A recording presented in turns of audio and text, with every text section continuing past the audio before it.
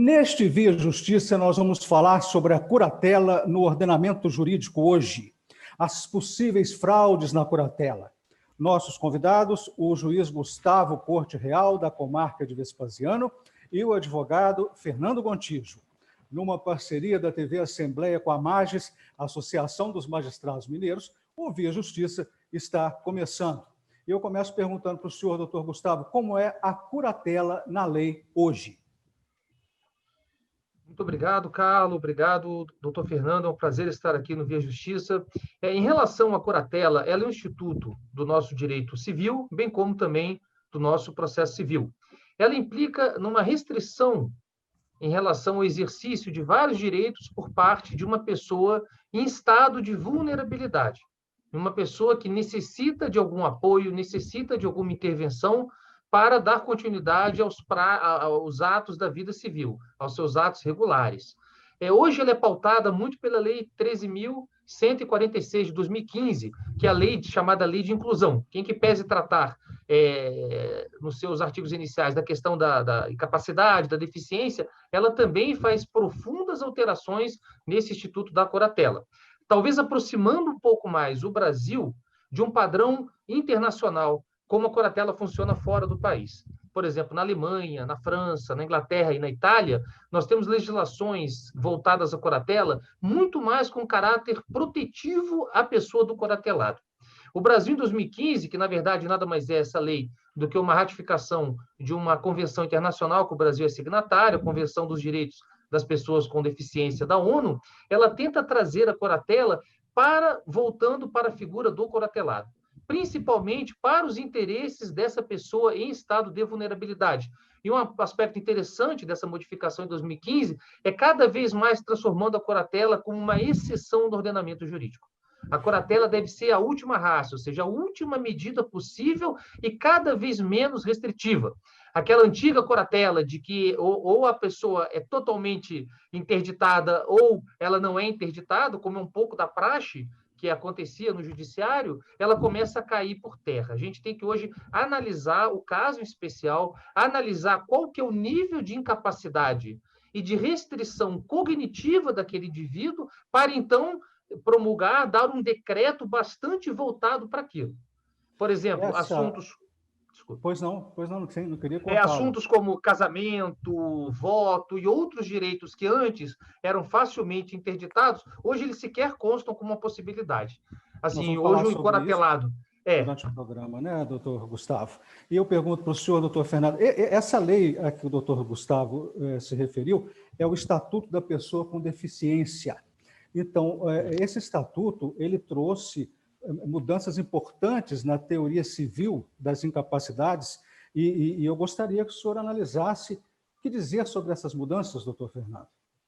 Bom, agora no dia 3 de dezembro foi comemorado o Dia Internacional da Pessoa com Deficiência. É um tema muito delicado e que a pessoa que se submete à interdição, à curatela, ela fica tolhida de muitos direitos, né, da prática da vida civil, apesar dos outros terem sido mantidos, preservados e assegurados, inclusive, por essa lei promulgada em 2015. E essa situação do interditado, com esses direitos que lhe foram assegurados, né, são muitos direitos, a dignidade da pessoa humana, tais como o voto, a pessoa, a intimidade, essas situações todas, elas trouxeram mais dignidade para o incapaz que antes não podia fazer nada. Então, era uma medida muito drástica a curatela, a interdição.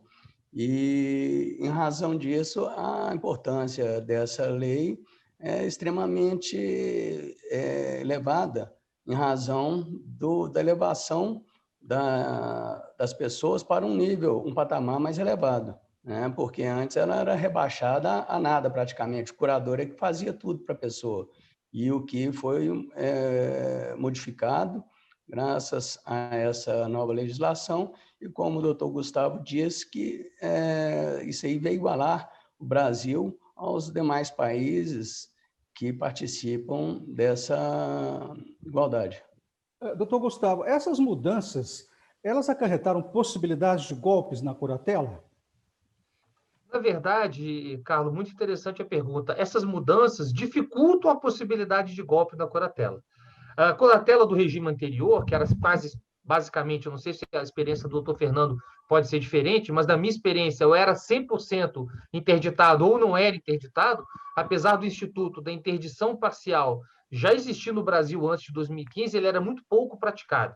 Na prática, no dia a dia do judiciário, basicamente você tinha sempre uma interdição completa e a outorga integral dos direitos de personalidade, de existência daquele indivíduo vulnerável nas mãos de um curador.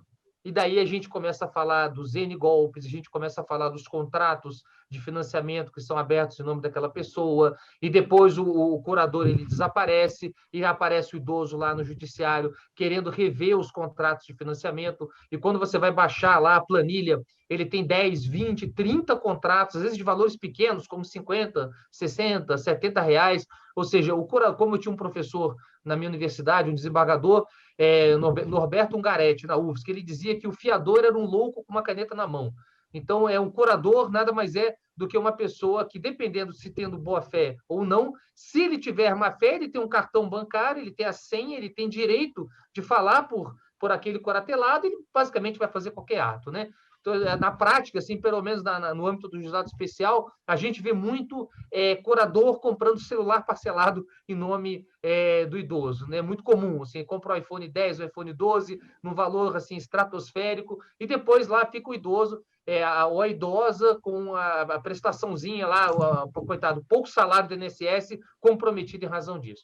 Então, a quantidade de fraude é muito grande. Essa legislação ela dificulta um pouco isso, até porque ela traz algumas novidades, como a necessidade, a prestação de contas deixa de ser um ato meramente formal. Ele passa a ser algo muito importante, de periodicidade anual, com uma fiscalização rígida por parte do Ministério Público, para verificar se o valor que aquela pessoa recebe realmente está sendo empregada para o seu bem-estar e bem cuidado. A gente observa, pelo menos é dito pela doutrina, que o curador é considerado um cuidador secundário. Não sei se os senhores concordam com essa posição, mas a gente vê o seguinte: há casos divulgados pela imprensa de cuidadores que forjaram ou tentaram forjar uma união estável para ficar com a herança ou pensão da pessoa que cuidava. No caso, o curador pode dar um golpe assim, doutor Fernando? Muitas vezes a pessoa está sujeita a esse tipo de golpe, principalmente aquelas pessoas que vivem sozinhas, que são abandonadas pela família, aquela pessoa que tem essa necessidade de ter um acompanhamento, tem essa interdição, mas ela não é totalmente incapaz. Mas ela tem aquela fragilidade, aquele abandono, aquilo faz com que a pessoa se apegue a qualquer outra que apareça, um aproveitador, uma pessoa de má fé. E eu já tive casos de que a pessoa que era cuidadora, tentando se habilitar como herdeira da pessoa quando faleceu. Simulou um testamento que, logicamente, não foi aprovado.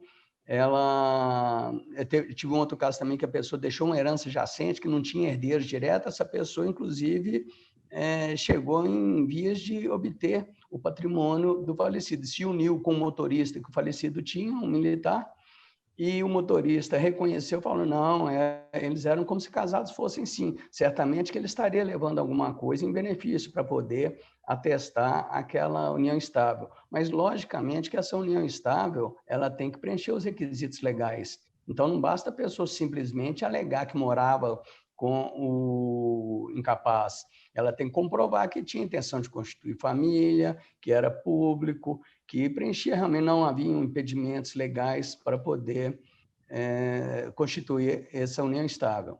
Então, a vulnerabilidade da pessoa faz com que ela se sujeite a esse tipo de gente, né? Porque mau elemento tem em todos os lugares e querendo passar a perna, né, vamos dizer assim, em qualquer pessoa, principalmente quem tem uma pensão, quem tem um patrimônio, principalmente a pensão, que eles chegam e com o cartão do incapaz, chega lá na conta bancária, se coloca como cotitular daquela conta, pega cartinhas da pessoa, pega comprovante de endereço, depois vai lá no INSS, depois que a pessoa falece, leva os comprovantes que a lei exige, esses comprovantes que não precisam ser de um reconhecimento judicial da união estável e se habilitam como beneficiários daquela pensão. Doutor Gustavo, então, só para o telespectador entender bem, a alienação mental ela não é mais causa de incapacidade e o alienado pode se casar, não é isso? Agora, como prevenir os abusos? Aproveitando a deixa aí. Prevenir os abusos, talvez por meio de uma fiscalização um pouco mais ativa por parte da Justiça, do Ministério Público, para que ele possa realmente verificar se aquele curador está dando os devidos cuidados à pessoa curatelada, aquela pessoa vulnerável. Ela pode casar, ela pode contratar, comprar um imóvel, ela pode comprar um veículo, ela pode até, inclusive, ter uma CNH. A interdição não é mais aquele caráter universal, aquele caráter absolutamente de incapacitar aquele indivíduo completamente. É bom lembrar que a vulnerabilidade ela é indissociável à existência humana. Então, enquanto tivermos pessoas humanas, teremos pessoas em situação de vulnerabilidade, teremos pessoas que precisam de cuidados, e esse é um processo extremamente importante. Como muito bem lembrado pelo doutor Fernando, é uma questão de dignidade da pessoa humana. Resguardar aos máximos os direitos daquela pessoa curatelada. O senhor gostaria de acrescentar, doutor Fernando, para a gente fechar esse bloco? Só com relação ao que o doutor Gustavo mencionou a respeito da fiscalização da gestão do patrimônio do incapaz pelo seu curador, realmente o Ministério Público ele exige essa prestação de contas enquanto aquele processo não foi sentenciado e não terminou. Depois que esse processo vai para o arquivo, ninguém mais toma conhecimento daquilo, exceto quando existe uma divergência de curadores e um percebe que o outro está desviando dinheiro, está desviando patrimônio, e aí ele passa a exigir semestralmente ou sempre aquela prestação de contas daquele que gere o patrimônio e o dinheiro do incapaz. Então, isso aí que seria uma necessidade de ser mais fiscalizada, seria essa prestação de contas. Perfeitamente. Nós vamos fazer um rápido intervalo, Via Justiça volta em instantes.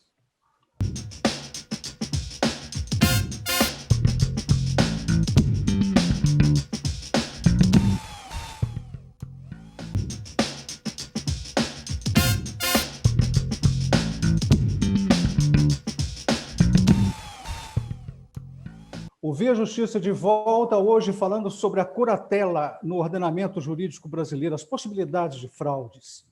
Participam do programa o juiz Gustavo Corte Real, da comarca de Vespasiano, e o advogado Fernando Gontijo. Doutor Gustavo, os processos de curatela, nesse momento da pandemia, como que estão acontecendo? Olha, Carlos, dentro do possível, eles estão tendo uma tramitação regular, até porque se trata de uma medida de altíssima urgência. Uma medida que foi sobrestada em razão da pandemia é a questão das entrevistas pessoais. Eu considero como sendo obrigatório pelo Código de Processo Civil a necessidade de entrevista. Até com frequência eu visito a casa de idosos para que eu possa realizar essa entrevista, retirando aquela necessidade de transporte de idosos, principalmente os idosos e idosas com baixo poder aquisitivo, que não podem dispor de um transporte adequado, para que eles precisem ir ao fórum, depender às vezes de uma ambulância do SAMU para transportar e assim por diante. Esse ato em si nós não conseguimos realizar até para resguardar a saúde dessas pessoas vulneráveis. Mas os processos têm continuado, pelo menos de forma regular, até porque é um tipo de ação que não pode parar, nem em recesso, nem em férias, nem em momento algum, porque são pessoas que, quando ingressam nesse estado de vulnerabilidade, elas necessitam, por exemplo, de alguém possa cuidar delas, possa utilizar da renda, do salário delas em seu próprio cuidado. O senhor tem algum caso, doutor Fernando, durante a pandemia? Primeiramente, com relação a esses processos novos que tiveram início após o início da pandemia, a gente tem observado aqui em Belo Horizonte, pelo menos as audiências de interrogatório dos incapazes, elas não estão correndo, mas parece que existe uma orientação para os oficiais de justiça no momento em que eles vão fazer a citação do incapaz, eles certificam no mandado na certidão dele, qual que foi o estado em que ele encontrou o incapaz, qual que é a percepção dele oficial de justiça.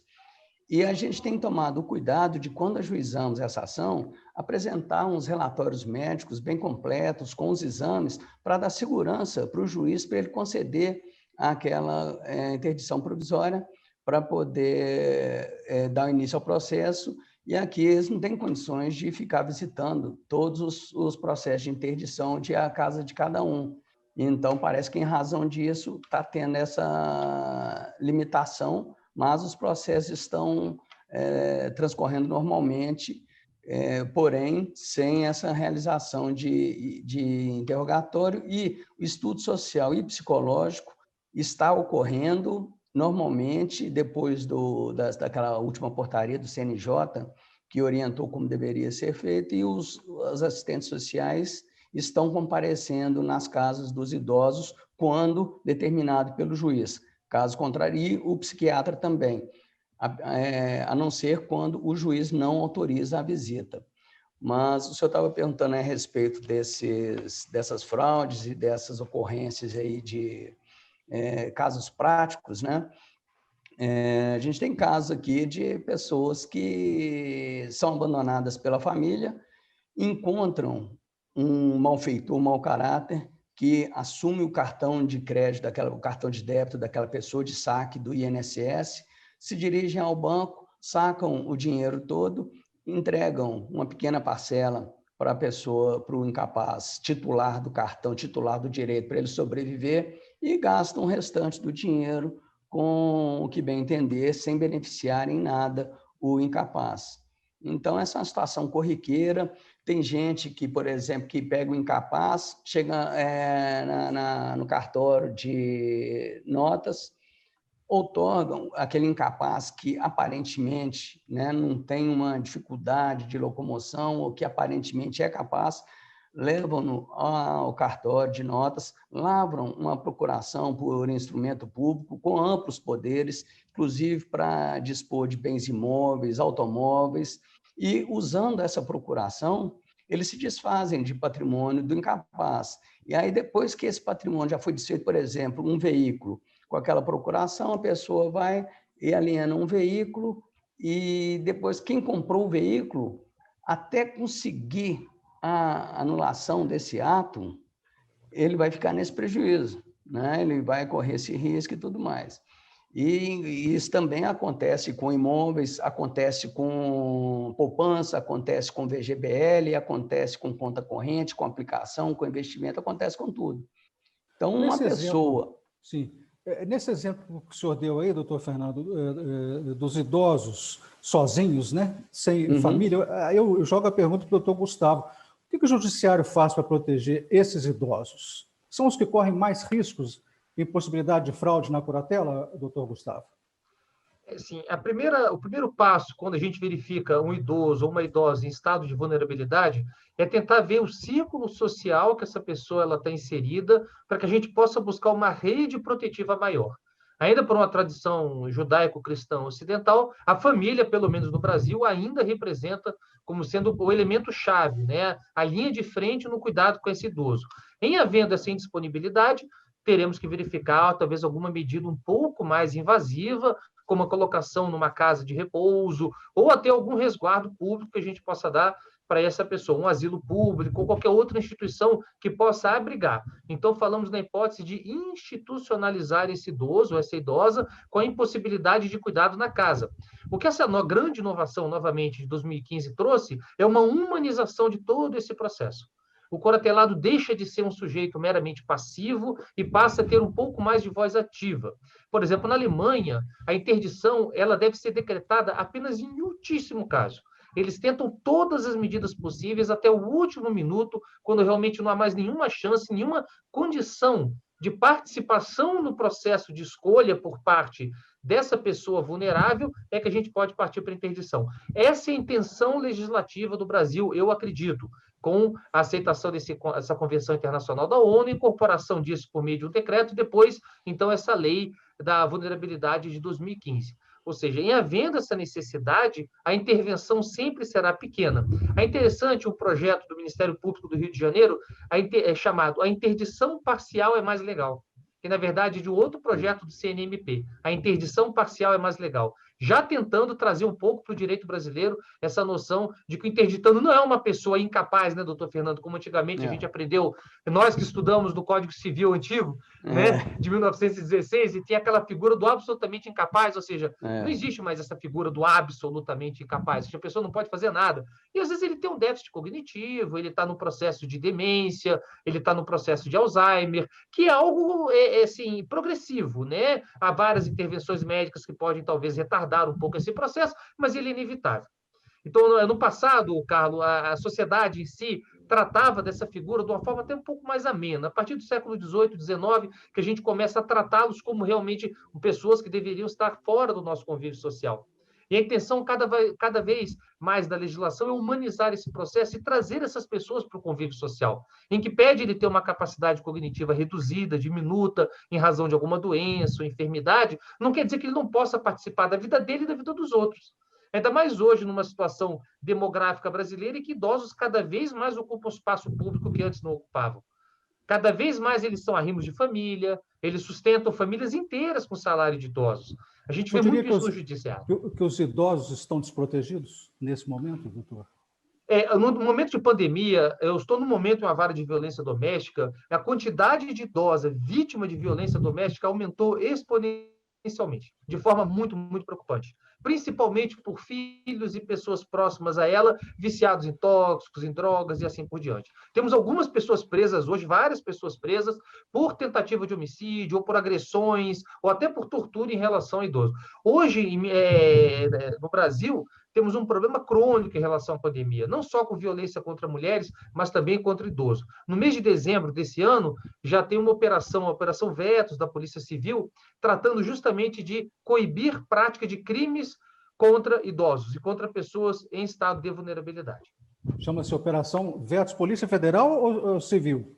Polícia Civil de Minas Gerais, parece que é uma coordenação nacional. Isso, sim. Um braço aqui dessa operação está ocorrendo em Minas Gerais, nesse mês de dezembro de 2020, provavelmente motivada em razão da pandemia, em razão do estado que essas pessoas se encontram, ou seja, trancadas em casa e muitas vezes sem poder sair, até porque são pessoas muito mais vulneráveis à transmissão da Covid do que pessoas jovens, né? Doutor Fernando, uma síntese disso tudo. O curador, ele tinha antes um poder absoluto, total, e com essas mudanças, esse poder diminuiu. Mas sim, não foi uma diminuição 100% segura, porque falamos sobre as possibilidades de fraudes. O senhor concorda?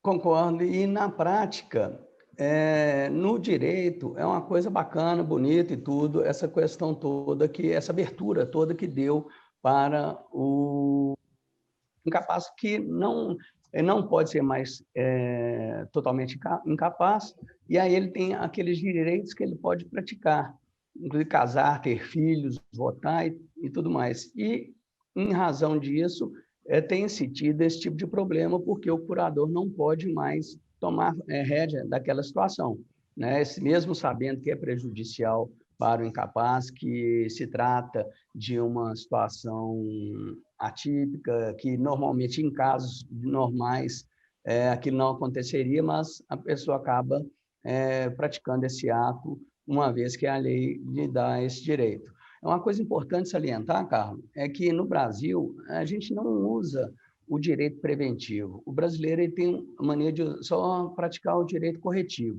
Depois que já fez a coisa errada, é que ele vai procurar uma solução. Então, o brasileiro não faz testamento e não procede às diretivas de vontade dele. Nessa diretiva de vontade, o que é? É um testamento do que a pessoa quer que seja feito com ela em vida. Então, a pessoa, enquanto capaz, eu já tenho a minha diretiva de vontade. Eu já instituí quem que eu quero que seja meu curador em caso de uma doença incapacitante, em caso de um acidente, em caso de qualquer coisa, eu já escolhi quem que eu quero que tome conta de mim e como que eu quero que tome conta. Então, é importante as pessoas estarem cientes dessa possibilidade dela fazer essa opção enquanto é jovem, enquanto saudável, enquanto tem isso aí para poder fazer. nós estamos chegando ao final do programa. Eu vou dar 20 segundos para cada um dos senhores para as considerações finais. Doutor Gustavo. Não temos como, novamente, né, afastar a hipótese da vulnerabilidade da nossa própria sociedade, da nossa própria existência. Devemos acolher pessoas idosas, cada vez com mais carinho e, principalmente, com um olhar humanizador em relação a esse processo, evitando ao máximo a restrição de direitos e tentando permanecer o maior número possível de prerrogativas para que essa pessoa possa, até o fim da vida, exercer plenamente a sua consciência e, principalmente, existir com dignidade. O senhor agora, doutor Fernando, considerações finais?